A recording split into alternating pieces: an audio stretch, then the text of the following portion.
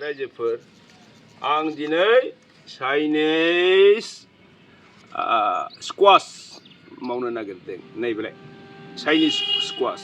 बेखौ आङो नैबे अलरेडि गोनां हा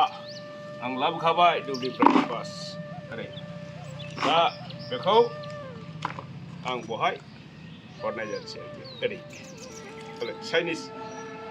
केबेजनि बेगरा नै बेबायदि सिगाङाव सोमना दोननांगौ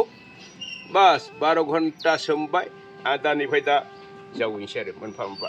बास मोनसे चाइनिज स्क्वाश होनना बुङो दे रायजोफोर बास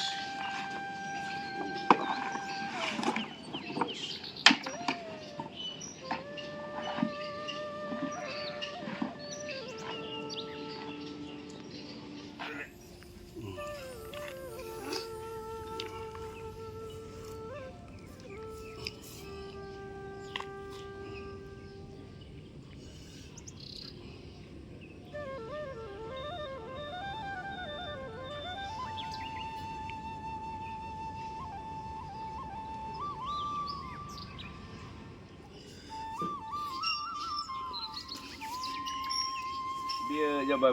भार्मि कम्पस्ट दा बेखौ मस्ट गोनांथार हासारजों लोगोसे बेखौ एसे ओरै होदेरनांगौ भार्मि कम्पस्ट खानस्रि खिजों बानायनाय हासार बेखौ ओरै होदेरनांगौ सेर सेराव ओरै बेनिफ्राय बास बिदिनो सानब्रै सानबानि उनाव गावनो हारसिं गाजा फैनोसै बेवहाय बेखौ दा आराम दोनथ'नोसै कয়েকদিন পরে गावनो हारसिङै ओंखारबोनोसै बस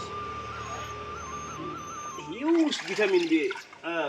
बेखौ मास मोननैनि सिगां आं बानायखाना दोनदों बेवहाय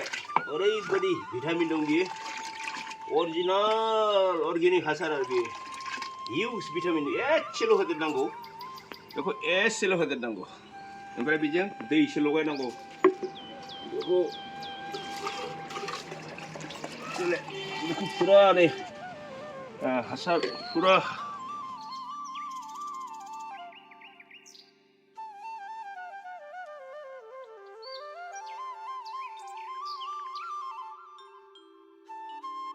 बेखौ गुवारखौनो लानो हानोसै फैद'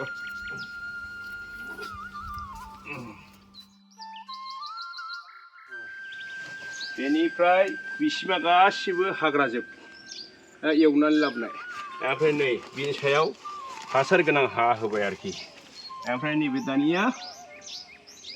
भार्मि कम्पस्ट लगायनाय बेगरखौ बाहाय होबाय नै मिथिबाय बाहाय ओमफ्राय गोबोरखिनि भिटामिन लगायनायखौ बाहाय होबाय दानिया दहाय नों जानला मोनला नुदोंमोन ना एबार दाना नों गासिबो बेगरा गुवाराव गोसारना थानोसै आरोमा